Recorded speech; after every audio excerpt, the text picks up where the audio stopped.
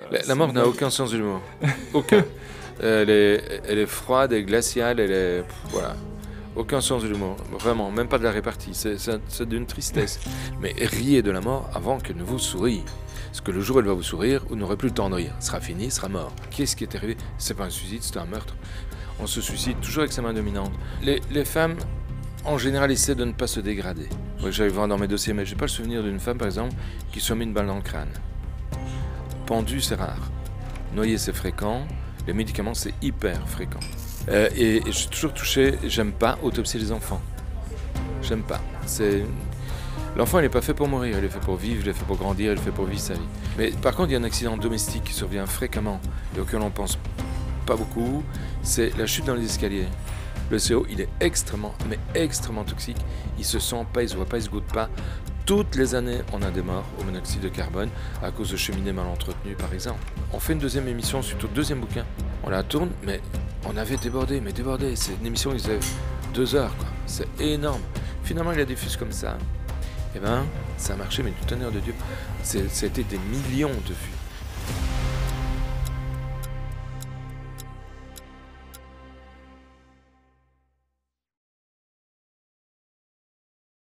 Bonjour à tous, aujourd'hui c'est un moment un peu particulier, je suis à la FNAC Rive de Genève pour une rencontre exceptionnelle. Alors vous savez, chez Pure Santé, on a l'habitude de recevoir, d'interviewer des médecins, mais c'est la première fois qu'on interviewe un médecin légiste, et pas n'importe lequel. Docteur Philippe Boxeau, bonjour. Bonjour Philippe. Florent. Merci d'avoir accepté cette interview. Merci de m'avoir invité, parce que vous invitez jamais des gens qui ne soignent pas, hein. Et non, Eh ben voilà. C'est une première, mais on va voir qu'on peut parler de santé quand même. Oui, il y a moyen. Ouais. Alors, Philippe, tu as vendu plus d'1,5 million d'exemplaires de tes 4 livres. Tu es d'ailleurs ici à la FNAC pour présenter ton dernier livre, La mort, c'est ma vie. Ouais. On en parlera aussi un petit peu. On parlera aussi d'anecdotes, parce qu'il y a plein d'histoires assez incroyables. Mais avant, peut-être, est-ce que tu peux nous dire en quelques mots qu'est-ce que la médecine légiste et en quoi elle se distingue finalement de la médecine classique, la médecine générale? Alors, on dit médecine légale. Oui. Et médecine légale, c'est un mot qui date, si mes souvenirs sont bons, c'est du XVIIe siècle. C'est à ce moment-là qu'on l'a inventé, qu'on l'a vu apparaître pour la première fois. Le véritable père de la médecine légale, il date d'un peu avant, il date du XVIe. C'est Ambroise Paré, un chirurgien, qui dans un bouquin qu'il avait écrit, s'appelle Œuvre, avait décrit la façon d'embaumer les morts. Et c'est là qu'il décrit le premier manuel en fait d'autopsie, autopsie complète d'un corps, cerveau compris. Hein. Donc on ouvrait vraiment tout, exactement comme on le fait aujourd'hui encore. Donc la médecine légale est née au XVIe, elle s'est développée tout doucement au cours du temps. Hein.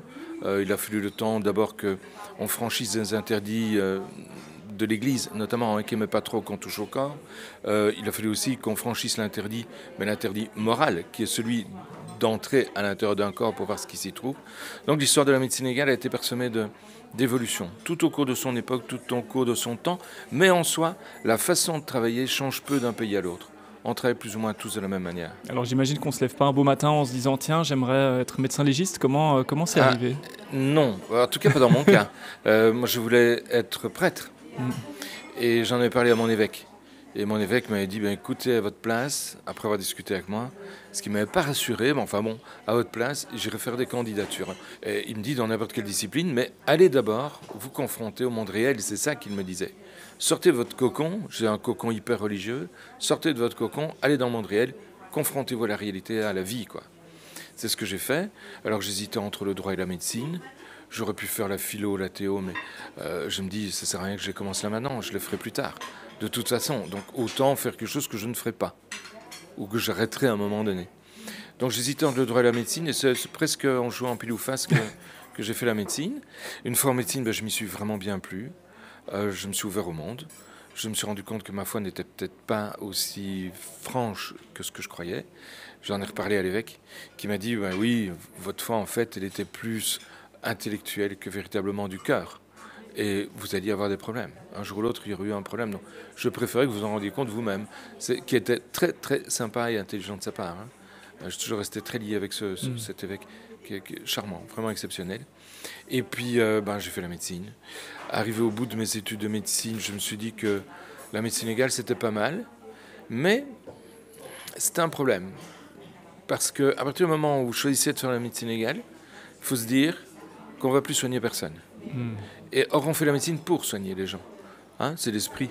Et moi, j'y étais rentré. Quand j'ai commencé, comme je me suis rendu compte que c'était vraiment pour moi, je voulais être médecin généraliste. Donc, je voulais être le médecin de famille. Je voulais être celui qui allait suivre les gens, être à leur disposition pour tenter de les guérir et à tout le monde les soigner. Et puis, je faisais de la recherche en anatomie.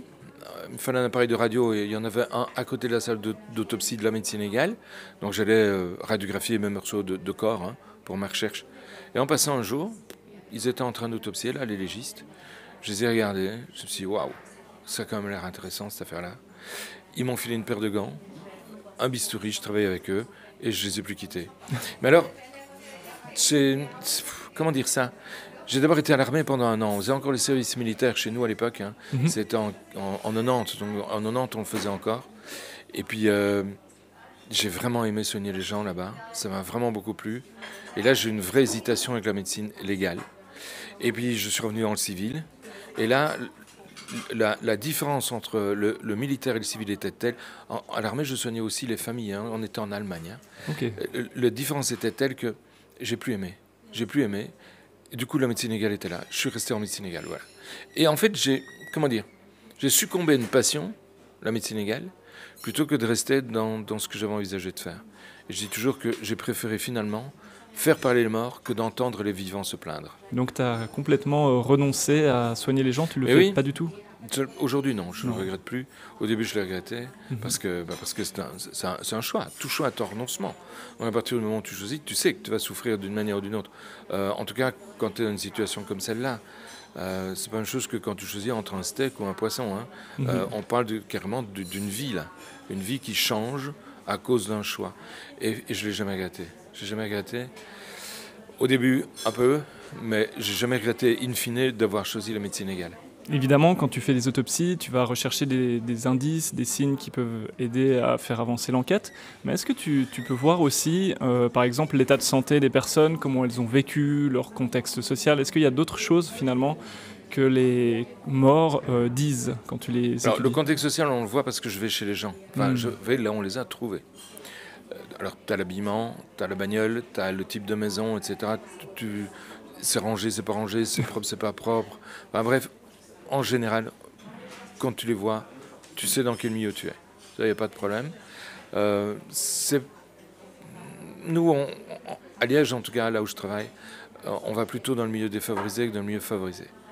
Et là, il y a un problème de santé publique par rapport à la santé mentale. Je ne dis pas qu'ils sont fous, mais à la dépression, à tous ces aspects de dépression psychique que subissent beaucoup, puisque nous voyons pratiquement toutes les morts violentes. C'est-à-dire que le bonhomme qui se suicide, je vais aller le voir. Le pendu, le Xème pendu, on va aller le voir. Le noyé, on va le voir aussi. Pourquoi? Parce qu'il s'agit à tout moment d'éliminer la possibilité que quelqu'un soit intervenu dans le mécanisme de décès. Ça, c'est la première chose. Et puis, c'est aussi permettre à la famille de savoir ce qui s'est réellement passé et d'effacer le doute. Tu sais, souvent, c'est quelque chose que moi j'apprécie dans mon métier, c'est rendre service de cette manière-là. Souvent, tu as des gens qui se disent, c'est pas possible, il n'a pas pu se suicider, mais enfin, docteur, vous imaginez, il ne nous a jamais rien dit, ça allait bien, il ne prenait pas de médicaments, etc. Qu'est-ce qui est arrivé? C'est pas un suicide, c'est un meurtre. Et nous, on est là pour leur montrer, dans la mesure de ce que le procureur accepte. Je ne peux pas, moi, décider. C'est le procureur qui décide, c'est pas moi. Mais pour leur montrer ce dont il s'agit vraiment. Est-ce que c'est un meurtre? Est-ce que c'est un suicide? Et parfois même leur donner des explications. Donc, il y a un rôle aussi que l'on joue vis-à-vis des familles que j'aime beaucoup, pour ma part. C'est déjà arrivé d'ailleurs que tu te retrouves face à des meurtres qui sont déguisés en suicide? Ah oui, plusieurs fois. Ah oui. J'ai eu un type qui, quand j'arrive, on ne voulait pas m'envoyer. Le procureur avait dit non, ça ne sert à rien, c'est un suicide, c'est évident pour vous, les policiers, donc c'est évident pour tout le monde, il n'y a pas de problème. Et ils avaient hésité à m'envoyer, mais il y avait une directive au procureur général. Et la directive disait qu'en cas de problème avec une arme à feu, il fallait envoyer le légiste, l'expert en balistique. Donc là, il ne chipotait pas. C'était, voilà. Et donc on m'avait envoyé, mais en s'excusant et en me disant, écoute, vraiment, on est désolé, s'il n'y avait pas cette directive, on ne t'enverrait pas. Et puis quand j'arrive sur place, les policiers très gentils, même chose. Philippe, on se tutoie beaucoup à Liège. Philippe, on est vraiment désolé. Puis je le connais depuis. Philippe, on est vraiment désolé. Tu viens pour rien. Écoute, je ne viens jamais pour rien. Au moins, j'aurais pu affirmer à tout le monde que c'est un suicide, si tel est le cas. Et quand je rentre, je vais à l'expert en balistique, il est face au cadavre. C'est des petites maisons ouvrières chez nous, maisons ouvrières, t'as pas de vestibule. Tu rentres tout de suite dans la pièce de vie, quoi. La pièce où tout le monde vit, la cuisson de cuisine, salle à manger, un peu tout en même temps. Et il était un divan à gauche en entrant.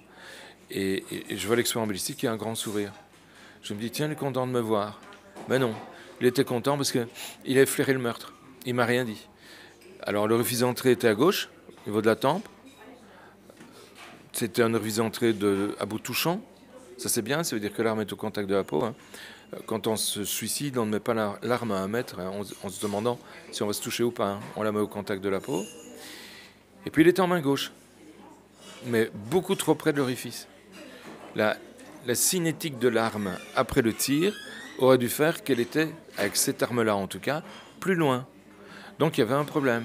Et c'est ça que l'expert en balistique avait relevé dans son secteur à lui. Et moi, ce que je relève dans mon secteur à moi, c'est qu'il tire de la main gauche, alors qu'il n'y a que 10 à 15% de gauchers, que j'avais quand même 80 à 90% de chance qu'il soit droitier. Je me dis, tiens, spécial, je tombe sur un gaucher. On se suicide toujours avec sa main dominante. Donc je vais trouver la femme qui était sur le trottoir, son épouse. Elle pleurait toutes les larmes de son corps. Et je demande, votre mari, il était gaucher ou droitier? Et elle me répond, je ne sais pas. Alors ça, je me dis, toi, ou tu es en train de me mener en bateau, ou tu es vraiment en état de choc. C'est possible, hein, l'un ou l'autre. La fille me dit, papa était droitier. Je me dis, toi, ça pue. Ça pue parce que la main droite, elle n'était pas impotente, elle n'était pas invalide, donc il aurait pu servir sa main droite. Donc je vais venir au labo. Ils ont fait des tests de poudre sur le dos des mains. Il n'y avait pas de poudre. Il n'est donc pas tiré. C'était donc pas un suicide, c'était un meurtre. Et la femme était dans le coup. C'est l'amant de la femme qui l'a tué. Donc oui, ça arrive. Pas tous les jours. Pas toujours, mais ce serait même un cas sur 100. Ça vaut la peine de le découvrir. Hein. On vit dans un état de droit. C'est-à-dire dans un état où, quand tu commets une connerie, normalement, tu devrais être puni pour la connerie que tu as commise. C'est ça aussi, l'état, pas que, mais ça aussi l'état de droit. Et on ne nous utilise pas assez. Donc le crime parfait existe. Ça, c'est sûrement une question à toi. Je viens de te la griller. J'imagine que tout le monde te pose cette question. Bah oui, donc oui, ça existe. Évidemment qu'il existe. Mais il existe parce que parfois on ne trouve pas le corps. Moi, j'ai un type qui vit toujours en pleine liberté. On est certain qu'il a tué son oncle ou son neveu, je ne sais plus. Enfin, il a tué quelqu'un de sa famille. On en est certain. On sait qu'il a déjà déplacé le corps. On en est certain aussi, pour différentes raisons. Il est toujours en liberté. On n'a pas le corps. On ne sait pas l'arrêter. On ne sait pas le mettre au trou, quoi. Dans quelques années maintenant, il y aura plus de 20 ans de l'affaire. Je crois qu'il y a déjà plus de 20 ans maintenant, d'ailleurs. Il pourrait aller dire aux policiers, coucou, c'est moi, je l'ai tué, il est à tel endroit. Il ne serait même plus arrêté. Donc oui, le crime parfait existe. Il suffit de ne pas utiliser le médecin légiste. Et la statistique européenne en matière de suicide montre que nous, les Belges, nous autopsions 10 fois moins que la moyenne européenne. Ce qui veut dire, d'après les calculs que l'on peut faire d'extrapolation, qu'on passerait à côté de 70 à 80 meurtres par an en Belgique, parce qu'on n'autopsie pas assez, mais surtout, on n'envoie pas le légiste. On ne se sert pas de nous, pas suffisamment. On nous envoie quand le cas semble suspect à la police. Oui, mais attends, le cas peut être suspect pour les policiers et pas du tout pour nous, et vice-versa. Pas suspect pour la police, mais franchement, c'était le cas dans le cas que je viens de te raconter avec ce monsieur qui s'est pris une balle dans le crâne. Et franchement suspect pour nous, au tel point que c'est un meurtre, carrément. Voilà. Donc tu parles justement de statistiques. Le taux de suicide, on sait aussi qu'il est élevé. Est-ce que toi, dans ta carrière, tu constates une évolution sur le nombre de suicides, sur la façon peut-être aussi de se suicider ? Eh ben non, moi j'en constate pas. Il faudrait peut-être poser la question aussi à d'autres. Mais pour ma part, j'en constate pas. Toujours beaucoup de pendaisons. On a un fleuve chez nous. Ici, vous avez le Rhône et un lac en plus. Nous, on a juste un fleuve. Il est plus petit, il s'appelle la Meuse. Et on a pas mal de suicides de gens qui se jettent dans la Meuse pour se noyer. Ça, c'est un truc que j'ai jamais bien compris parce que c'est extrêmement angoissant, la noyade, je trouve. Et les modalités de suicide, il y en a une qui a changé. On a une loi qui interdit les armes à feu en Belgique, sauf certaines conditions spéciales, etc.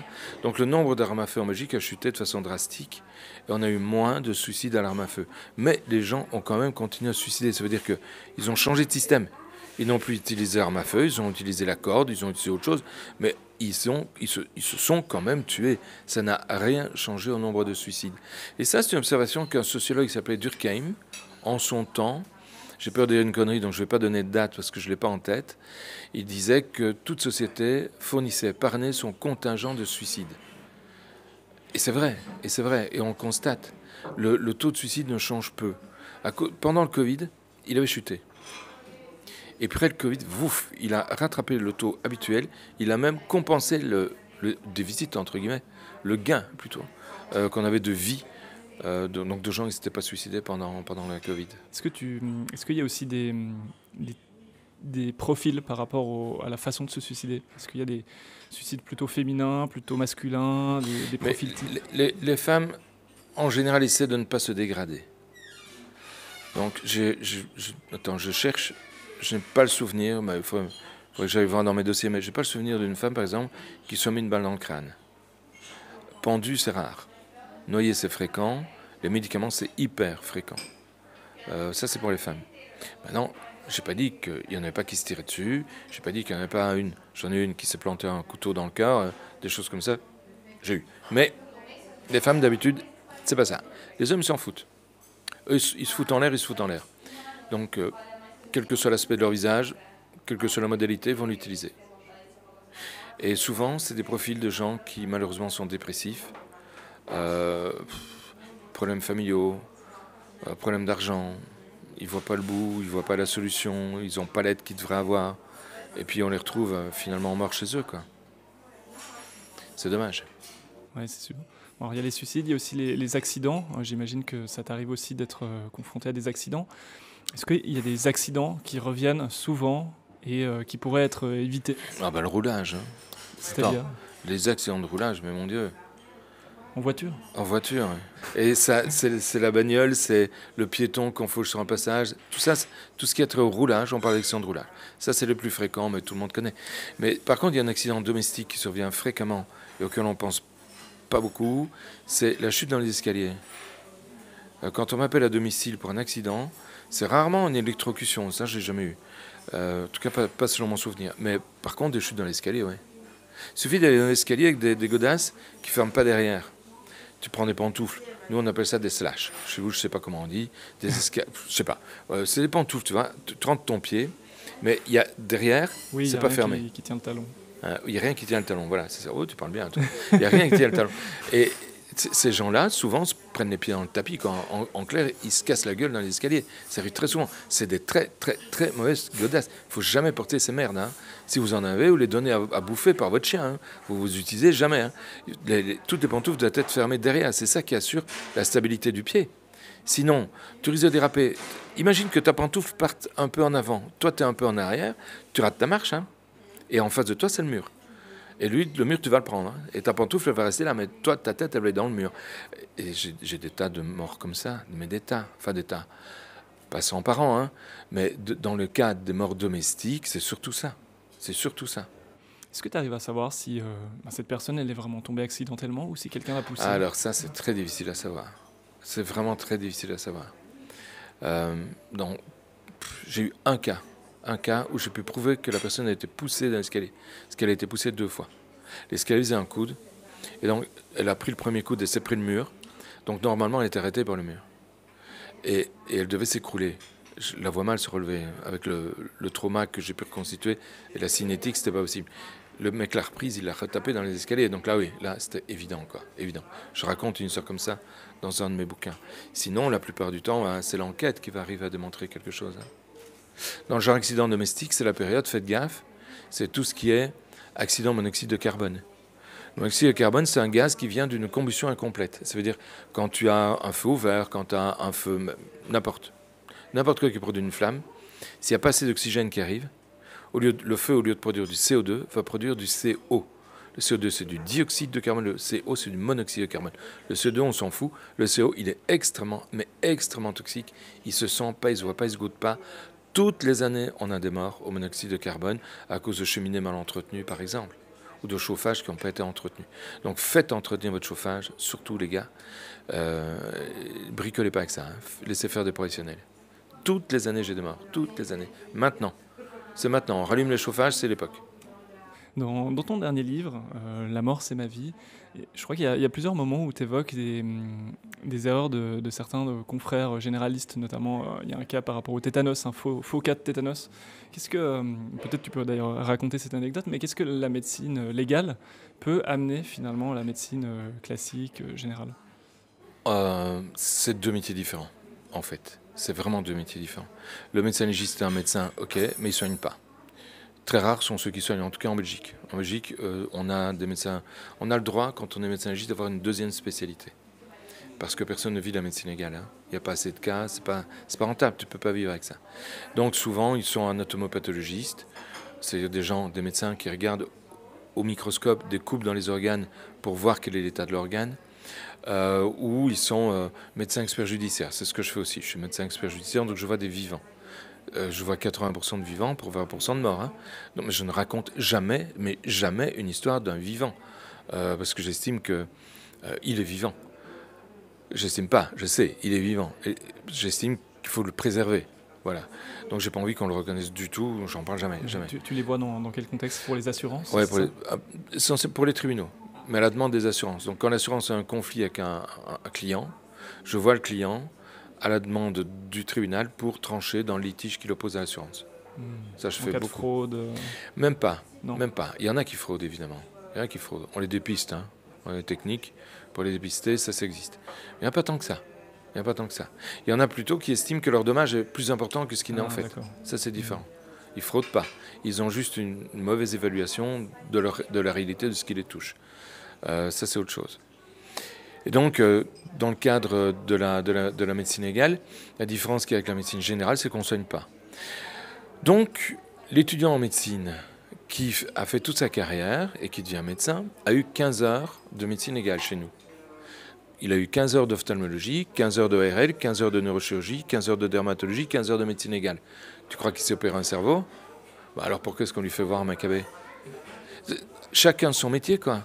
Le médecin généraliste, il n'est pas fait, pas entraîné pour examiner un cadavre. Il sait constater si quelqu'un est mort, pas de problème pour ça. Je suis d'accord. Mais constater de quoi il est mort, il ne le sait pas. Et même moi, parfois, je ne le sais pas, il faut que j'autopsie pour le savoir. Donc, on demande au médecin généraliste de faire un boulot qui n'est pas le sien. De constater la mort, ça peut être son travail, mais de dire la cause du décès avec une certitude suffisante, ce n'est pas son job.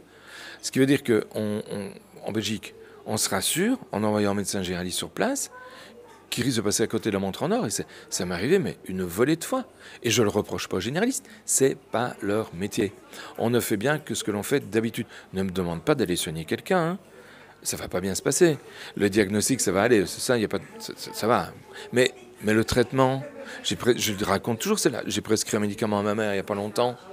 Le pharmacien m'a téléphoné, m'a dit Philippe, il n'existe plus depuis 15 ans. Est-ce que je peux lui donner autre chose? Je dis, oh, donne ce que tu veux, je connais plus, donc je ne sais plus soigner. En plus, tout a évolué, mais tout a évolué. Aujourd'hui, tu sais, les opérations cardiaques qu'on faisait avant avec les triples et quadruples pontages, c'est devenu rikiki. Hein. On a des opérations maintenant qui se font tout à fait autrement. Donc la médecine a grandement évolué, et si tu n'es pas dans le courant, tu as perdu, hein. Tu n'es plus bon. Et moi, je suis plus bon à ça. Et comme le généraliste, c'est pas bon à faire mon job. Il peut pas, voilà. C'est une question de spécialité, chacun son truc. Et on leur fait jouer un rôle qui n'est pas le leur. La médecine légale, elle évolue aussi en continu? Elle n'évolue pas beaucoup.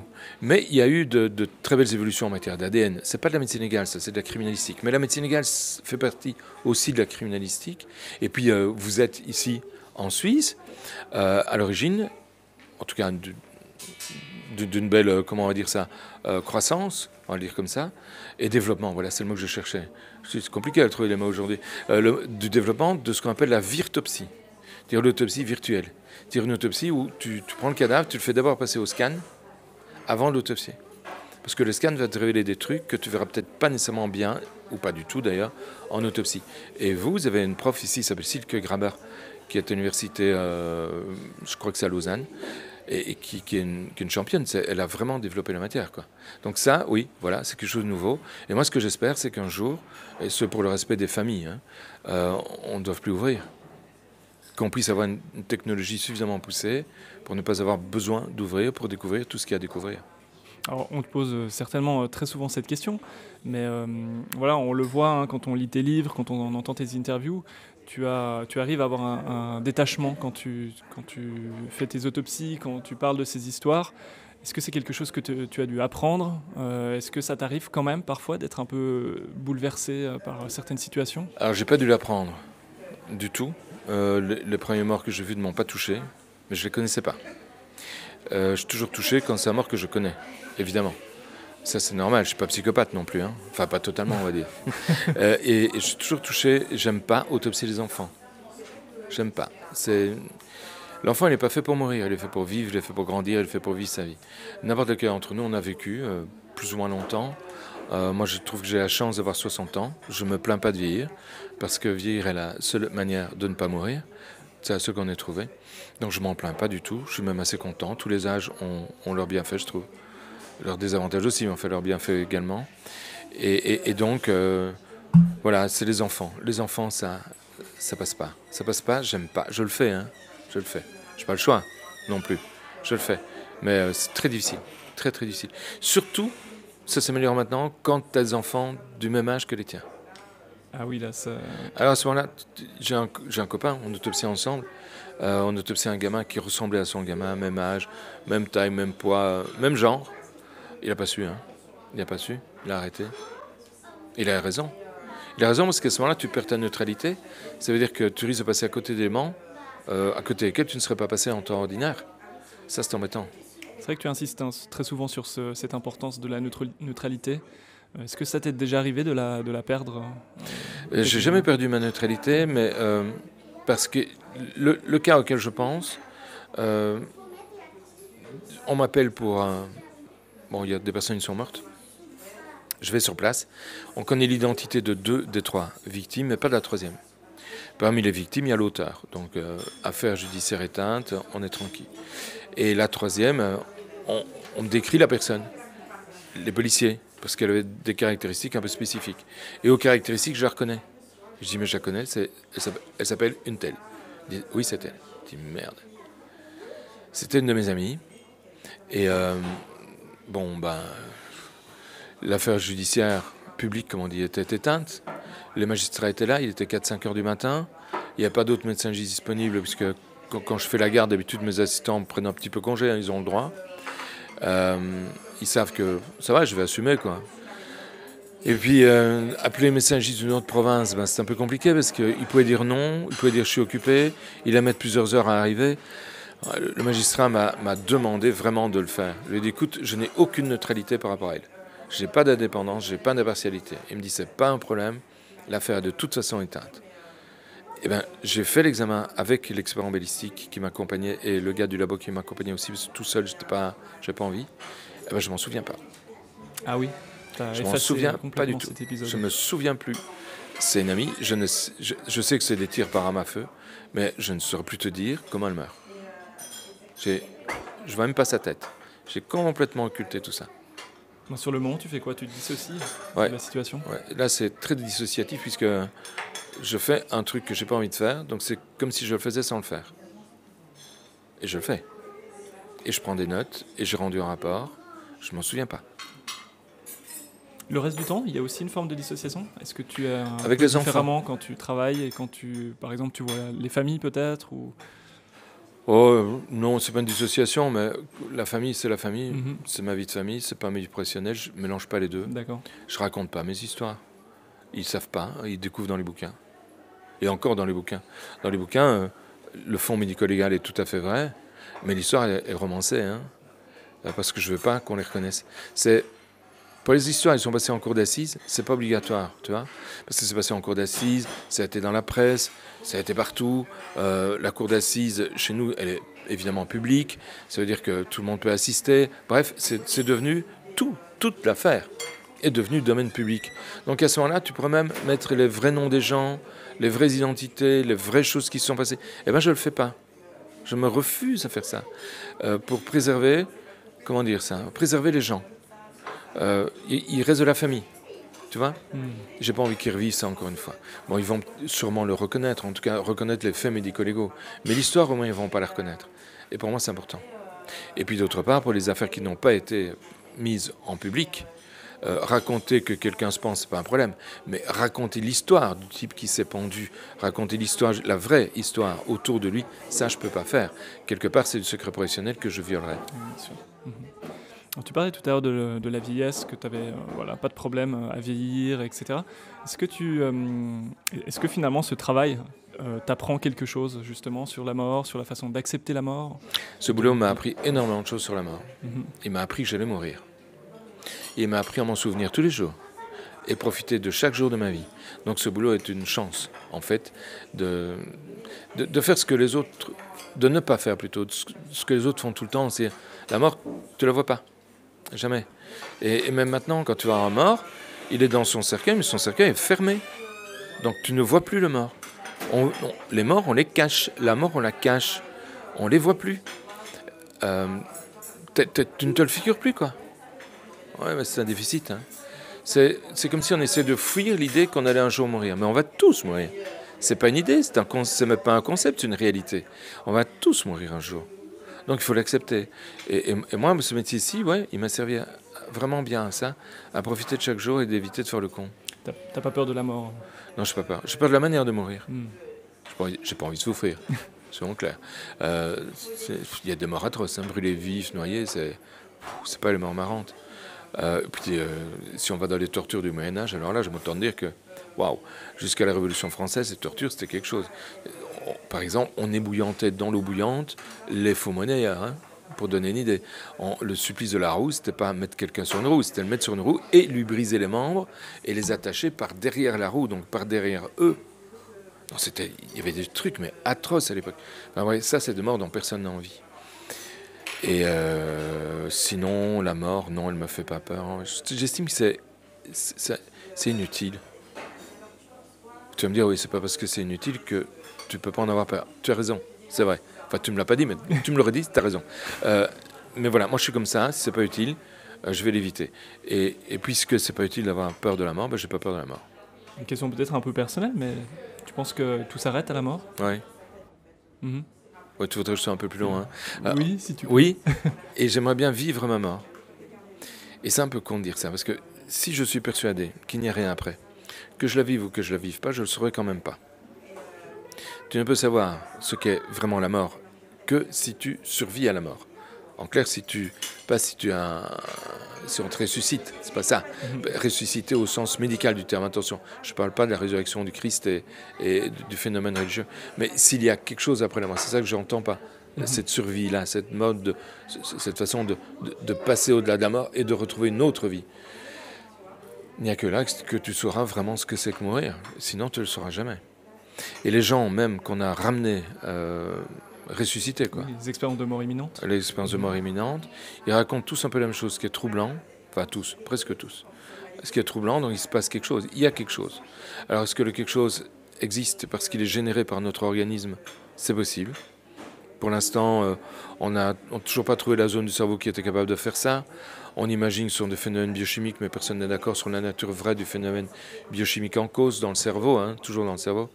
Mais voilà, c'est une hypothèse, personne n'en sait rien. C'est peut-être quelque chose qui nous échappe aussi. Il y a plein de gens qui nous ont dit, j'en ai rencontré un, qu'au moment où ça n'allait pas du tout, il s'est vu décoller de son corps et il l'est allé raconter, ça, tu l'as entendu, tout le monde l'a déjà entendu, il a pu en revenant raconter ce qui s'était passé dans la pièce à côté, parce qu'il y était. Il a pu y aller. C'est un peu troublant quand même. Ça veut dire qu'il y a des choses qu'on ne comprend toujours pas. Mais j'ai pas de solution. Il faudra attendre de mourir pour savoir. Tu as déjà été témoin de phénomènes un peu particuliers, extraordinaires? Jamais. Non, on me l'a déjà demandé plusieurs fois ça. Jamais. Il y a même une dame un jour qui m'a dit, il y a plusieurs entités en vous. Je dis oui, je sais que je ne suis pas tout seul dans ma tête, ça fait longtemps que je suis au courant, mais je dis ça en rigolant. Mais non, les entités, vous oubliez, ça n'existe pas. Si, je les vois, elles sont autour de vous, elles rôdent. Ben alors c'est qu'elles sont bienveillantes parce qu'elles m'ont jamais fait de mal et je crois même qu'elles me protègent si elles existent. Mais moi, j'ai jamais été témoin de rien. Jamais. Est-ce que tu as entendu parler de ce phénomène au Tibet? Le Tukdam, ça s'appelle, c'était étudié par des scientifiques chez les grands méditants, des maîtres bouddhistes, qui, à leur mort, leur corps reste inerte, sans se décomposer pendant plusieurs jours, parfois plusieurs semaines. Et on ne sait pas pourquoi. On ne sait pas pourquoi, on a des hypothèses. Hein. Il y en a un qui est conservé d'ailleurs. Il est mort en prière. Et on m'a envoyé une photo. Il s'est momifié, je crois. Il s'est momifié. Sur place, hein. Il s'est momifié sur place. Mais c'est comme beaucoup de momies de saints. Il y en a plein en France. Hein. Il y a Thérèse de Lisieux, il y a le curé d'Ars, il y a Bernadette Soubirous. Moi, j'aimerais bien aller voir ces corps, pour voir ce qui reste vraiment, pour voir comment ils se sont décomposés. J'ai trouvé ça dans aucun bouquin. J'ai demandé à Philippe Charlier, je lui ai écrit il n'y a pas longtemps, mais c'est un pote, hein, on se connaît bien, on va se voir pour en parler, mais objectivement, moi je ne sais pas ce qui se passe. Je ne comprends pas. Des momies, j'en ai eu, j'ai une très très belle momie que je montre à mes étudiants d'ailleurs, en photo, hein, je ne l'ai pas gardée à l'Institut de médecine légale, elle est en photo, et là on se l'explique, elle s'est vidée par le dos. Donc les organes internes ont effectivement putréfié, l'enveloppe externe est restée intacte, elle a momifié, mais les organes internes ont putréfié. Tu vois? Donc oui, effectivement, on peut dire que c'est une momie, mais il y a quand même une vidange de tout ce qui était interne. Et là, j'aimerais bien voir, moi. J'aimerais bien aller voir ce moine le déshabiller pour voir un peu comment ça s'est passé à l'intérieur de son corps. Bon, jusque-là, c'est pas autorisé que je sache. Tu as jamais eu des cas justement où le corps prend plus de temps que d'habitude avant de commencer à putréfier, à se décomposer? Si, mais ça, c'est souvent des intoxications à l'arsenic. Ah, ok. Ouais. Quant à ça, il faut se poser la question, tu n'as pas de l'arsenic là? Encore faut-il avoir un repère temporel qui te permette de dire qu'il est mort depuis autant de jours et que c'est quand même étrange qu'il soit encore dans cet état alors qu'il est mort depuis autant de jours. Voilà. Et c'est l'arsenic qui fait ça? Et oui, il y a plusieurs substances qui font ça. D'accord, ok. Alors tu parlais de momie, est-ce que ça t'arrive de travailler pour d'autres choses que pour des scènes de crime, c'est-à-dire pour des reconstitutions historiques, pour des études par exemple d'anciennes momies ou d'anciennes... Mon évêque, qui n'est pas celui qui m'avait conseillé d'aller faire des études avant d'entrer au séminaire, mon évêque, Monseigneur Delville, m'a demandé à plusieurs reprises de l'assister lors de l'ouverture de chasse de saints. Donc c'est une boîte dans laquelle se trouvent les os du saint en question. On ouvre la chasse et j'ai fait pour 4 ou 5 saints de ma région l'étude de leurs os. D'abord pour vérifier que c'était bien des os humains, parce qu'il y avait des contestations. 1, 2, qu'ils étaient bien masculins ou féminins, ça dépend, selon qu'on avait affaire à une sainte ou à un saint tout court.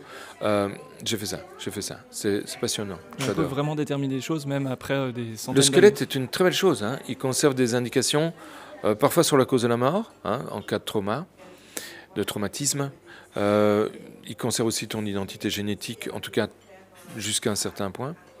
Et puis, il conserve les malformations, les fractures qui ont consolidé, enfin, toutes ces choses et accidents de la vie qui se marquent dans le squelette, on les voit encore. Il permet de donner l'âge de la personne, il permet de donner le sexe de la personne, la taille, le poids. Donc, on sait reconstituer beaucoup de choses. Le saint de la ville de Liège, celui qui est le fondateur, en fait, c'est parce qu'il est mort à Liège, dans une maison, entre guillemets, de campagne. Il était évêque de Maastricht. Il est mort vers 700 à Liège, dans cette maison dite de campagne. Il a été assassiné. C'est à partir de lui que Liège est né. On a son squelette. J'ai eu les os du saint en main. J'ai pu reconstituer, j'ai pu montrer qu'il devait boiter d'une des deux jambes, la gauche. Et puis on a découvert dans son hagiographie, donc dans sa vie, qu'il avait une canne qui permettait peut-être d'expliquer justement la boiterie que je pense... C'est une suggestion, je ne peux pas être formel, mais je pense l'avoir découverte. Et j'ai découvert dans ce qui reste du crâne une encoche qui pourrait... Il faut toujours parler avec beaucoup de prudence, mais qui pourrait être effectivement un coup de lance qu'il aurait reçu au crâne. Et on sait qu'il meurt soit d'un coup de lance au thorax ou au crâne. Ça, on ne sait pas très bien, mais c'est un des deux. Ouais, c'est incroyable. Donc, on est 1300 ans plus tard, quoi.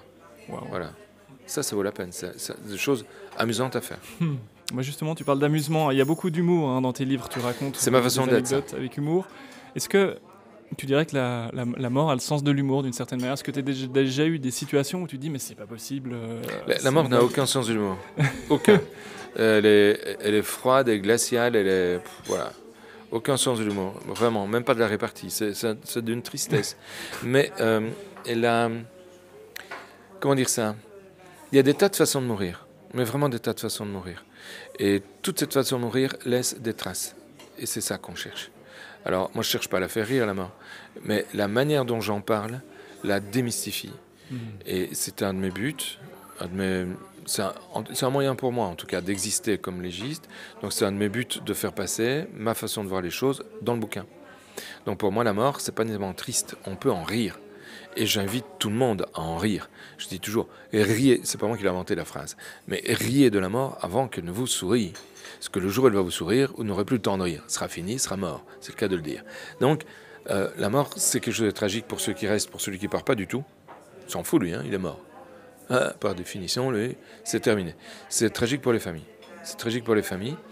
Et le fait de rire de la mort ou de la manière de mourir n'est pas un manque de respect vis-à-vis du mort. Hein. Jamais, jamais. On rit de la mort et pas du mort. Pas la même chose. C'était déjà arrivé d'ailleurs, je sais pas, d'avoir un fou rire incontrôlable ou vraiment de te mettre à rire Jamais. Non, jamais. Jamais. J'ai beaucoup trop de respect. Tu devrais même essayer de me faire rire, tu n'y arriverais pas. En plus, c'est pas le lieu. Tu es vraiment un endroit. Bon, il y a un mort déjà, quelque part, c'est dramatique pour quelqu'un. Pour le mort, il est mort. Hein. Mais pour la famille, ou pour un proche, il y a toujours quelqu'un qui tient à quelqu'un. Enfin, j'espère. J'ai eu des cas où ce n'était pas le cas et ça, c'est vraiment triste. Alors, c'est nous qui sommes tristes. Et puis, je sais pas, l'ambiance ne s'y prête pas du tout. Mais vraiment pas. En salle d'autopsie, la salle d'autopsie, c'est pas un lieu de recueillement, c'est pas une salle de prière. Hein. On fait notre job, on parle avec les policiers, on parle avec les magistrats, on se connaît. Liège, c'est une petite ville. Hein. Ça fait 34 ans que je fais le métier, je connais tout le monde. Donc je connais leurs gosses, je connais leurs femmes, je connais leur première femme, leur deuxième femme, leur premier mari, leur deuxième mari. On connaît la vie de tout le monde. Et puis parfois, on part même, ça arrive, en vacances ensemble.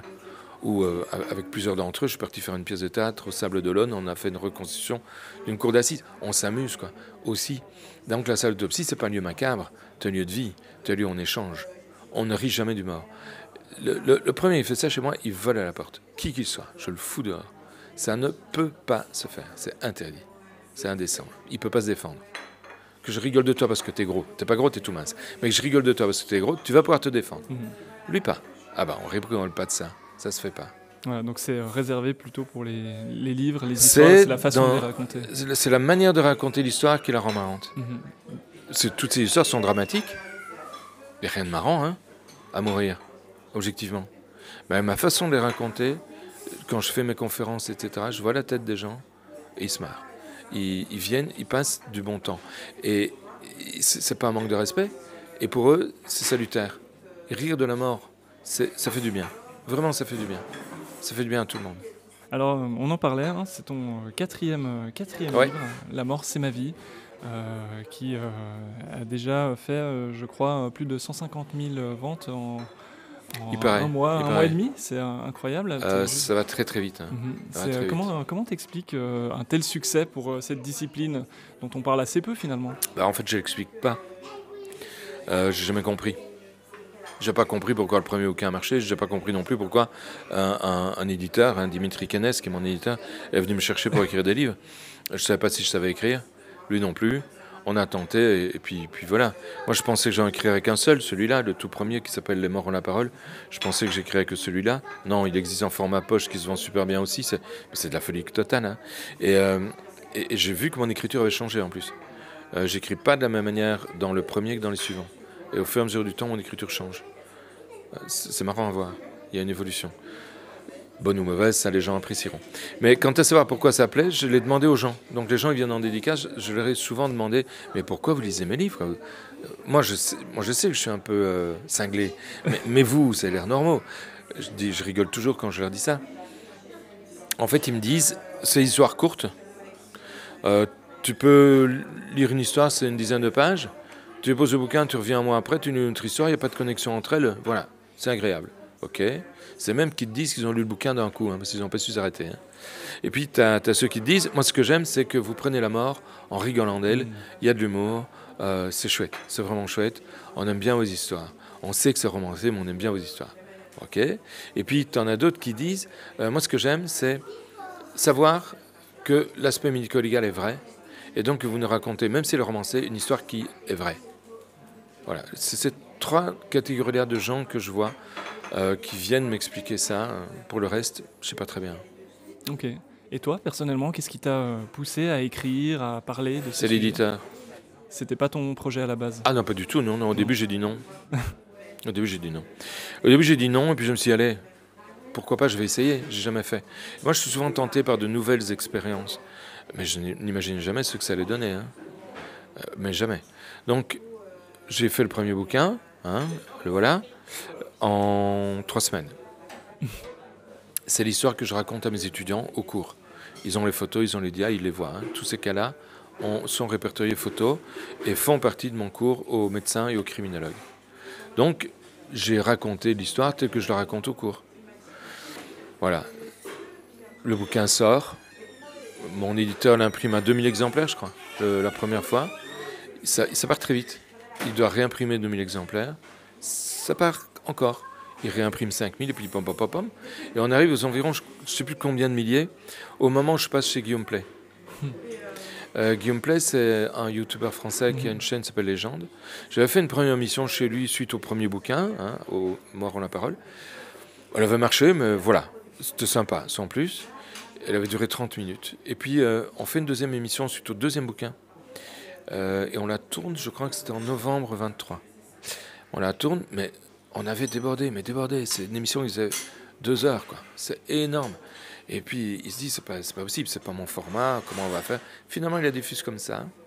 Eh ben, ça a marché, mais du tonnerre de Dieu. Ça a été des millions de vues. Et à partir de là, il l'a sorti, je crois que c'est en janvier 24. C'est exactement comme si tu t'allumais un interrupteur. Clac. Et du jour au lendemain, Boxo est passé de l'anonymat, on me reconnaissait en rue. Mais c'était coupé au couteau.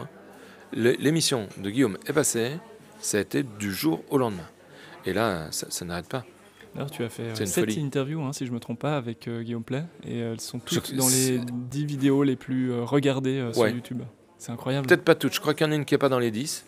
Mais les autres le sont. Et le top 3, c'est moi. Ouais. Enfin, c'est moi, c'est nous. C'est Guillaume et moi. Ouais, c'est incroyable cet engouement. Ouais. Je crois que les gens ont envie qu'on leur parle de la mort en la rendant plus agréable, moins stressante. Voilà. C'est mon idée. C'est mon idée. En tout cas, merci beaucoup. Je rappelle donc ton dernier livre, La mort, c'est ma vie, qu'on retrouve dans toutes les librairies. Et puis, je crois qu'on t'attend pour la séance de dédicace. On est à la Fnac. Il paraît 300 personnes. 300 personnes. Ouais. Il a fallu réserver d'ailleurs. Je crois qu'il y avait oui, on fait toujours comme ça, sinon on n'en sort pas. Ouais. On l'a fait une fois sans réservation. On sortait le 3e bouquin, je m'en souviens, c'était à Charleroi. Jour de sortie du 3e bouquin. Et on le sort à minuit. Minuit, c'est l'heure où on peut. Et j'avais dit à mon éditeur, tu verras, il y aura 100 personnes. Ils étaient 1500. J'ai dédicacé toute la nuit, j'ai dit plus jamais. Voilà. C'est comme ça que c'est arrivé. En tout cas, merci beaucoup. Merci aussi à la Fnac qui nous a mis à disposition son café pour faire cette interview. Merci à eux, très sympa merci de à leur toi. part. Et puis peut-être un dernier mot sur ton association.